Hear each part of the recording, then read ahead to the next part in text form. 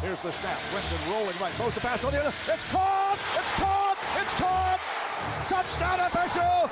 Noles retake the lead. An all-access look at Florida State athletics. He's tackled. Game over. Noles are the champions of college football.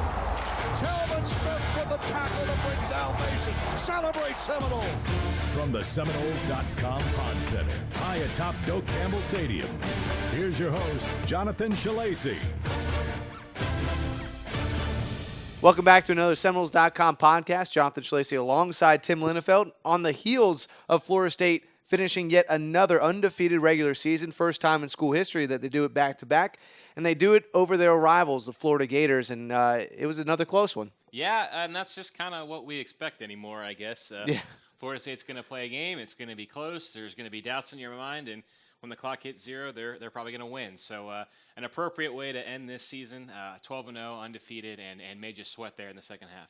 Well, it's interesting because when we came to preview this, I asked you, if you thought that Florida would throw the ball a little bit more, and you said if they did, they would not win this ball game. And Harris throws his most amount of attempts in a season, and Florida falls by the wayside. He threw quite a lot, actually, in this game. He went 13 of 32. 26 was his most in a season, and now he had 32. And you said if he did it more than usual, they wouldn't win this game, and they fall to Florida State in this one. What a genius I am. Well, you are. In the interest of full disclosure, Jonathan, I kind of said that with the thinking of if he had to throw that much, then Florida was probably on the wrong end of a pretty lopsided final score. So I wasn't 100% right, although I suppose I got the final outcome correct. But it is surprising to see Treon Harris throw 32 times, and I think the fact that they only completed 13 of those probably gives you an indicator of why that was surprising. Right. But I also think it goes back to Florida State's defense and their ability to slow down Florida's running game. I thought they did a great job of that. Really kept that under wraps and forced Florida to have to throw the ball. And so, again, while I think the score was closer than maybe you would expect given those numbers, I think a lot of that had to do with Florida's defensive effort against Florida State's offense. Some obviously the turnovers by FSU's offense, but otherwise defensively, FSU's defense did a great job, especially given the short fields they had to play with. Well, let's start right there, and that's a very good point that you bring up about the short field. Florida was averaging a starting position at the 48-yard line, whereas Florida State was starting at an average of the 25. That is not far to go when you're starting out at the 48. And the defense held very, very well. Linebackers played very well. Reggie Northrup, again, led the team in tackles. Terrence Smith, gets a pick six, the fifth longest pick six in the school history. That's right. He goes 94 with a pick six. So a very good showing by these linebackers here on Saturday. Well, and man, they needed it. Look, the key to this game, the reason Florida State won this game, is because after just a nightmare of a first quarter in which Florida State can't move the ball, Jameis Winston throws 3 interceptions, including one at his own 9-yard line. After all that, Florida only leads at 9-0. It's only 9-0. Could have easily been 21-0, or if nothing else, 17 or even 13. Even just getting one touchdown at any of those plays would have been a big deal for Florida. But instead, they can only get field goals. Jameis Winston's last interception in the first quarter is given the Gators first and goal, and they turn around. Treon Harris hits his tight end basically in the chest. It bounces up and into the arms of Terrence Smith, who rumbles all the way for a 94-yard touchdown, like you said. So now you're in a situation where instead of, at the very least, a 12-0 game, which Florida State still would have been fortunate to have a 12-0 game, but instead of a 12-0 game or a 16-0 game, it's now 9-7, and the winds of change, as they say, have begun to blow throughout the stadium. So, all credit to the defense for kind of holding down the fort while Jameis Winston and company kind of got their act together, especially in that second quarter there, because, if they're not up to the task, or if maybe even it's fair to say if Florida's a little bit sharper, the game could have been over in the first quarter. Yeah, absolutely. I totally agree, and that's what kind of Jimbo Fisher said today. It's that's what he's so proud about his team, is that they keep finding a way. It's a different way of winning. Once it's field goals, once it's Jameis, once it's without Jameis.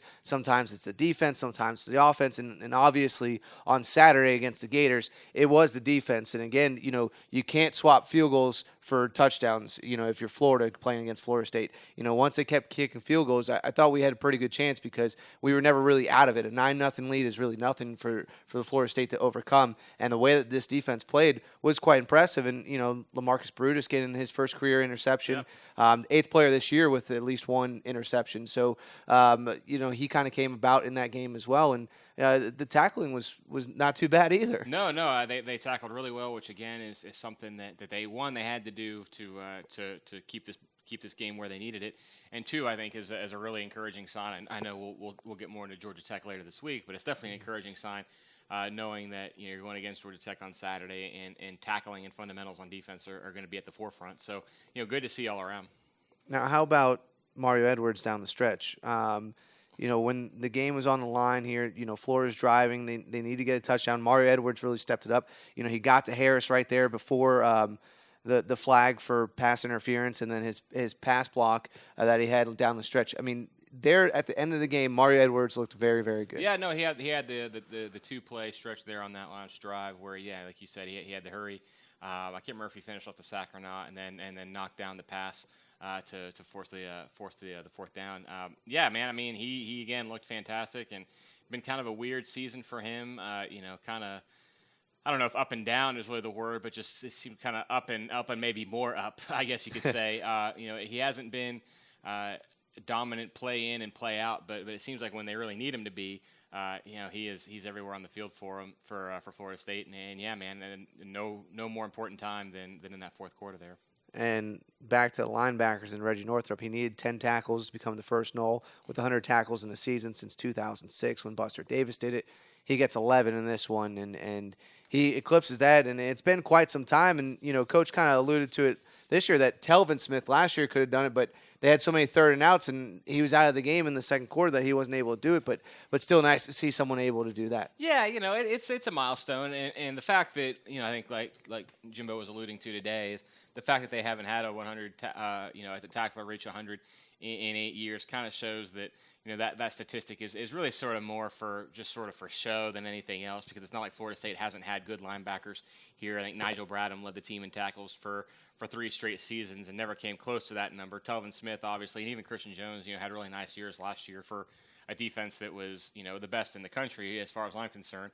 And they were so good. They had fewer plays to make tackles, and then like you just said in the third and fourth quarters, they were obviously usually sitting from the sidelines. So yeah, but again, that's a great accomplishment for Reggie Northrup. It's a big development, I think, for the defense, which came into the season with major questions at linebacker. So knowing that he's able to make those plays is certainly been a nice I don't know if I'd call it a surprise, but a nice development for the defense. And how about Jimbo talking about Matthew Thomas not getting into the game? He just felt very comfortable with Terrence. He felt comfortable with Reggie into the game. He thought they were really playing very, very well, and he didn't want to take them out of this game, and that's why he didn't see Matthew Thomas, who again had to sit out the first half, and they said that he would get a few plays there in the second half, and he didn't get as many as they originally thought, but it was because those two were playing so well. Well, and Jimbo said today, he was kind of laughing about it. He said, hey, those guys are playing well enough that had I taken them off and put Matthew Thomas on and Florida started doing better, you'd say, well, why'd you do that for? So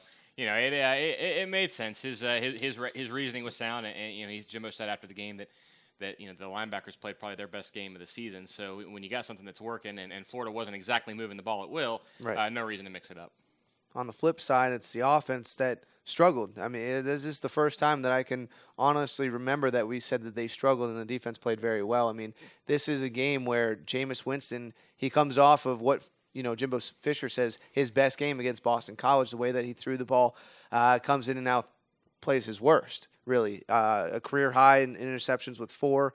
Finishes the day 12 of 24, 50% with 4 interceptions, just 125 yards, 2 touchdowns to that tight end Nick O'Leary. He just didn't look good.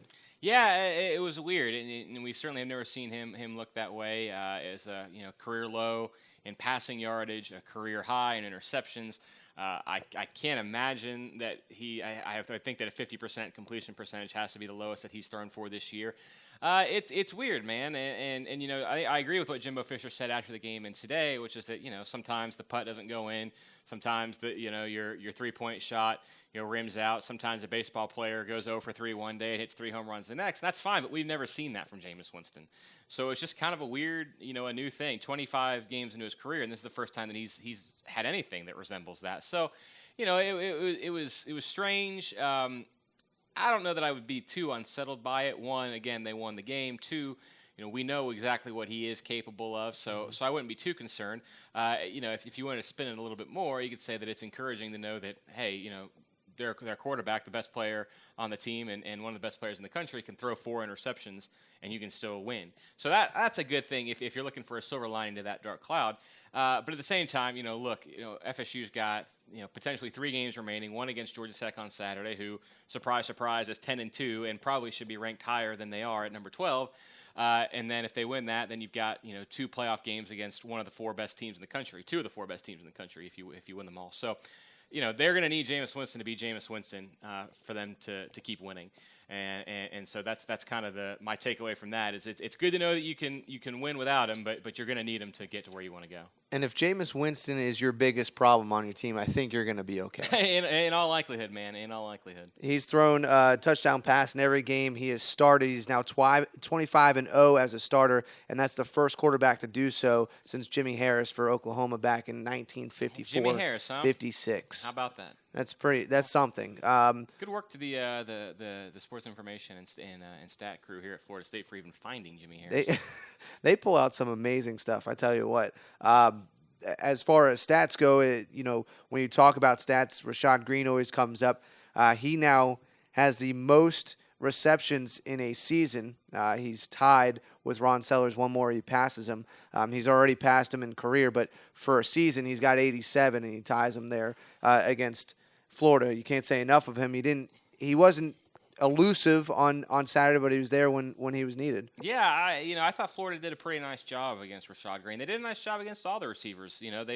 That wasn't a banner day for Florida State's receiving core, but at the same time, and this is kind of what we've alluded to in the past, is Nick O'Leary had 2 touchdowns. Mm-hmm. So and again, to belabor this point, it's with so many options on offense.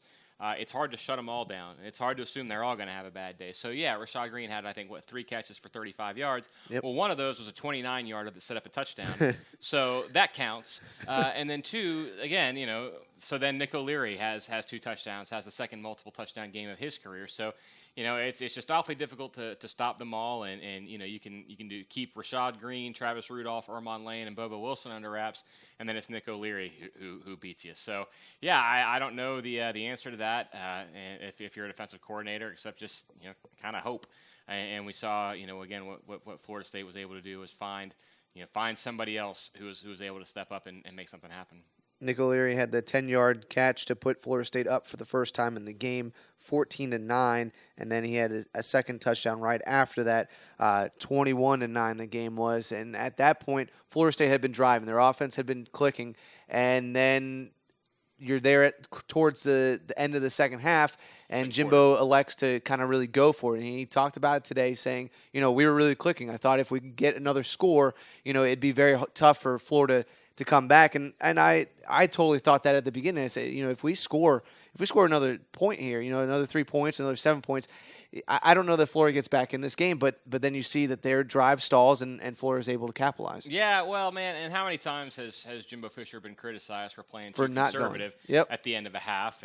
And look, man, I thought it was absolutely the right call. There's more than a minute on the clock. Your offense is moving the ball at will, and you know that Florida gets the ball to start the third quarter. Right. So if you have an opportunity to go score some points, and it looked like they did, take it. Well, and you can't plan on getting a punt blocked either there too. So yeah, it turned out to be pretty close to a disaster. Obviously, I guess officially speaking, it was not a blocked punt, but for all intents and purposes, it was. Right. And then Florida, as always happens on plays like that, gets the ball and throws a touchdown on the very next play. And now instead of a situation where it's 24-9 at 28 to 9 at halftime, maybe 24-9 at halftime, now you're looking at what is it, 21-16, and with Florida getting the ball, and it's a completely different game. So yeah, man, it was funny. I thought in a lot of ways that this game, at least at that point, sort of resembled the last Florida State game here in 2012, where Florida came out strong, played really well. Florida State kind of absorbed that shot and bounced back and looked for a little while like they were just gonna cruise with it and run away with the game. I thought that for sure. That once they went up 21-9, that they were on their way to a pretty comfortable victory. Right. Where this one obviously differed from 2012 is that Florida State withstood Florida's rally this year and was able to win the game. But yeah, man, it's funny to think you start sounding like a coach or something when you say things like this. But an inch here, an inch there, a play here, a play there. I think Florida State could have easily won this game going away. I think Florida's players were kind of ready to just throw in the towel on this game, and then you have that play happen. You go into halftime by less than a touchdown, and all of a sudden you're thinking you got a shot at this thing. Right, absolutely, and I totally get it going there at halftime. Heading into this game, the last 15 games, the team that was leading at half had won. Now make it 16 straight, with Florida State winning this one as they were up 21-16 going into half. And then you take a look at the rest of the offense. Dalvin Cook once again. Carlos Williams exits the game with concussion. We don't have an update with him at this point right now. Jimbo said give it a couple more days. He's going to sit out, obviously, for a couple more days with concussion. Give it a couple more days, but Dalvin really stepped up in his place. Man, I think we've heard so much about so many players have said this season that, Dalvin Cook's going to be a special player. Dalvin Cook is going to be a good player. Dalvin Cook's going to have a big role on this team. Well, we're past the gonna stage. All right. I mean, he is a very, very good player right now. One of their, I think, best players on offense, one of their most consistent players on offense, has gone, midway through the season had some struggles with fumbling. Well, that seems to be beyond him now, at least for a while. Man, he does stuff that just, typical running backs can't do. Makes guys miss, turns broken plays into something, has elite breakaway speed. Didn't find the end zone, but still just looked absolutely fantastic against Florida. Absolutely did. Finished 24 carries for 144 yards. His longest run was 23 yards. And then another point, another play that a lot of people were talking about, the fake punt. Jimbo said today in his press conference that he wished that he could have got the call. He would have changed the call. He saw that the defense had shifted, and at that point, he wanted to change the call. He felt good with it. A lot of people were wondering, Mario Edwards, are you really running it with him? But he said that guy can move down the field. You're trying to get 10 yards. He felt like he could get it with him. But once that defense shifted, it kind of changed the game. Yeah, man. And look, I think today Jimbo owned up to that, said that he shouldn't have done it, said it was all his fault. So I feel a little bit better when I say that, yeah, that totally made me scratch my head when I saw it. I don't necessarily have a problem even with going for it on fourth down there, but as much as I love Mario Edwards, and I think he's a fantastic player, just knowing that you have to get 10 yards, knowing that he's a guy who he's a fantastic athlete, but he's a 300-pound guy who is not a ball carrier, has never really carried the ball on an offensive play in his life. Asking him to pick up 10 yards for you, I don't know, man. It just seemed like kind of maybe overcomplicating things more so than they needed to. Like I said, if you want to get out there and run a play on 4th and 10, get the ball into your hands of your skill guys, that's one thing. But putting Mario Edwards in that position, it definitely made me raise my eyebrows some. But no harm, no foul. I think like Jimbo said today that he wishes he could have that one back, and fortunately it didn't cost Florida State too much. And on the special teams side of the ball, Jimbo Fisher not happy with it, really. I mean, Kason Beatty did not punt the ball well at all. UF always had a good field position. The kickoffs, Florida State wasn't blocking, wasn't tackling well. Florida was getting, again, good position there. Guy only gets one attempt. He nails it, a 37-yard field goal. But again, a big 37-yard field goal. It was huge. But other than that, the special teams just didn't look good. Yeah, man, and look, I think that if there's a book on Kason Beatty, it's that you want to pressure him. I think they came close before the block. They ended up getting the block where he just sort of put the ball on the ground before they even had a chance to block it, and then just didn't quite look right ever since. And with the punter, it's so much is based on timing and rhythm. And Kaysen, I think, has had such a good run lately where he hasn't really been under any kind of duress that it seemed like it just kind of, especially after having that punt blocked, it just kind of threw him for a loop a little bit. And so, yeah, man, I mean, if I'm Georgia Tech or whoever Florida State faces going forward, I'm sending guys after him in hopes of rallying him a little bit. And yeah, like you said, field position I thought was especially in the first half just beyond an equalizer. It was swinging things for Florida. They start with really nice field position. I think Florida State started at least 3, maybe 4 drives inside their own 10-yard line. Mm-hmm. Man, that's how favored teams, find themselves in close games with underdogs is stuff like that, field position, special teams. Another thing that Jimbo addressed today was the kick returns. Again, they weren't good. They haven't been good all season. I don't know what the answer to that is. It's not like we've never seen a kickoff. It's like we've never seen Kermit Whitfield, return a kick. I mean, he's obviously very good at it, or has been very good at it, and for some reason or another this year, it's just not coming together. So Jimbo alluded today that he is expecting some personnel changes. Didn't get too much into what that would be, whether it be blockers or returners, but it's obvious that he sees the same issue that everybody else does and wants to do something about it. Yeah, he seemed pretty upset about it today, and we'll look forward to those changes. And once we get them, we will pass it along to you. The biggest thing to me, though, Tim, that I think really swung the game was penalties. I mean, if you look at it, Florida had 10 penalties for 105 yards. That's a touchdown. That'll do it. I mean, that changes the game. I mean, obviously, the biggest one talked about was Jameis getting shoved very hard on the sidelines. Yeah. Probably the funniest thing about the whole thing was that ACC rep right there. Oh, my gosh. His face was incredible. He had, the kindergarten, the woo-woo kind of deal going on there. Yeah. That was he was stunned. That was a weird sequence. Look, football is an emotional game. I'm sure that kid, Gerald Willis, I don't think he's a bad guy. I think he just kind of was presented with something and didn't have a chance to think it through. And obviously, Florida's coaching staff dealt with him swiftly and threw him out of the game. He was not ejected by the officials. He was, in fact, sent off the sideline by the coaching staff at Florida. And look, man, those are the things that happen. But again, it's the kind of thing, you're a 6-4 team playing for your coach. You're trying to upset the number 1 team in the country. Maybe you don't give them 15 yards on something foolish like that. Right. So yeah, I think, like you said, penalties were there. The red zone offense for Florida.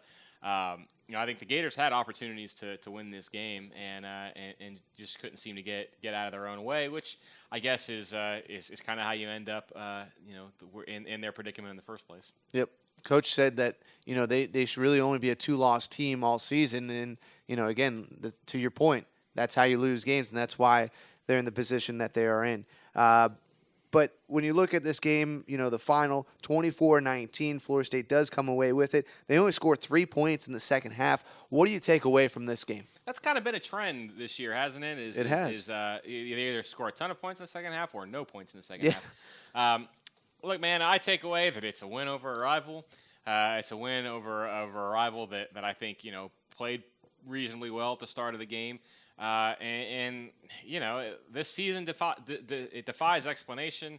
It really is hard to put any kind of rational thought into what Florida State's been able to do this season, except for that, the old cliche, they find a way to win. They find a way to do it. And, against the odds of certainly any type of conventional thinking when it comes to how to win a football game, they still find a way to do it. I think it was an appropriate end to this finish. Like I said earlier, anytime you can beat the Gators and close out a 12-0 regular season, I don't know that you need to complain about the manner in which you do it. So yeah, man, it's good to get out of there unscathed, and one more game before the goal of the playoffs. So you're right where you want to be.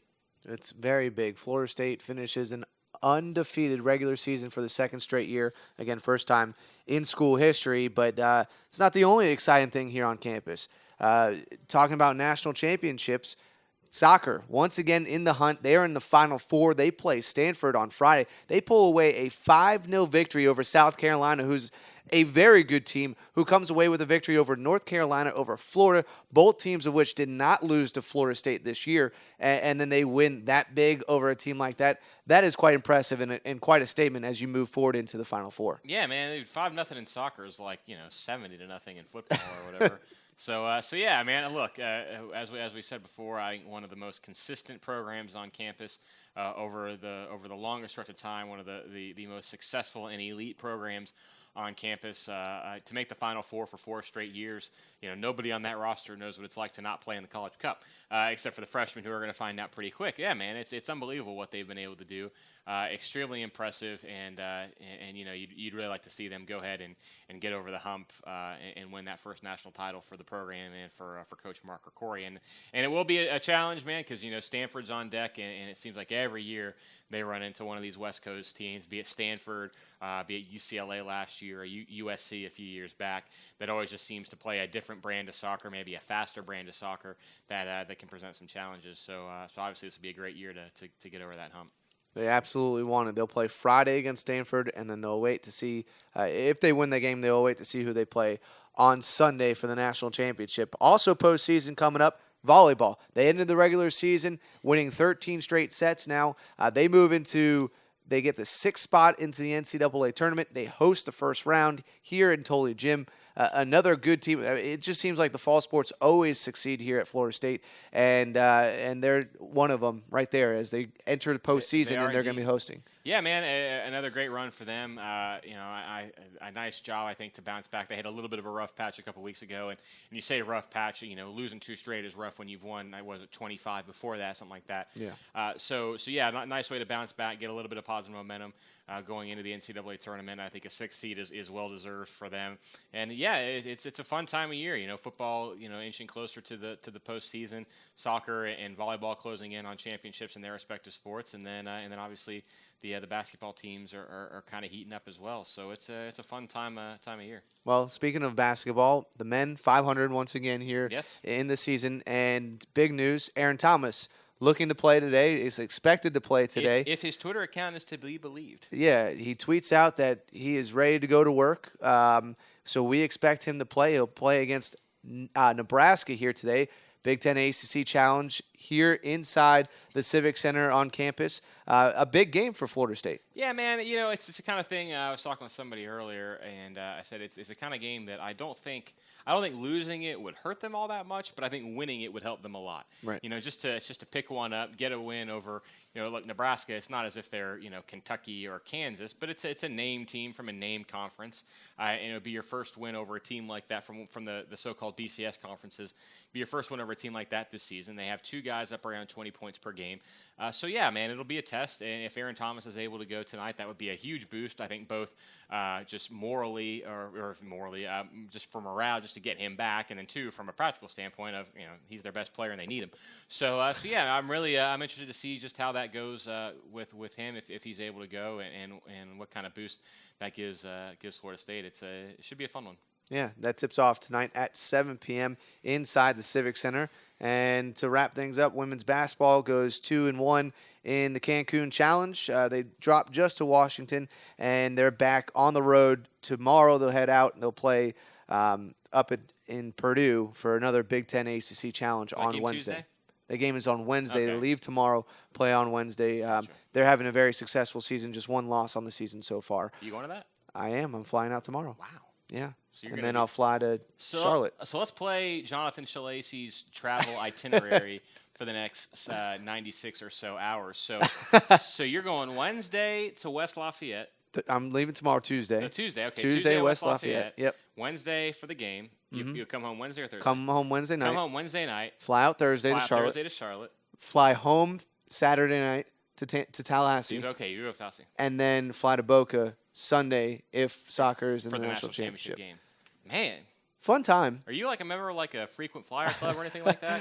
Yeah, well, I should be. You really ought to get on that. I should We're putting be. all this to waste. If we didn't fly charter, I might be. Oh wow, gee. I'm not gonna Well, complain about well, that. in that case, I was trying to let everybody feel your plight, but I don't know if that's going to work anymore. No, probably not. I probably shouldn't have said that. No, but no, it's an exciting time. I mean, everything's in postseason except for basketball, and it's an exciting time. Florida State going for yet another ACC championship, soccer going for a national championship, and then volleyball in that mode as well. So again, we'll come back at the end of the week at some time when I'm in Tallahassee. We'll preview the Florida State-Georgia Tech game. We will preview the Final Four for soccer, and we'll get everything you need ready for this weekend. So, again, thank you so much for joining us for another podcast. We'll come back to you later this week. Thanks so much for joining us.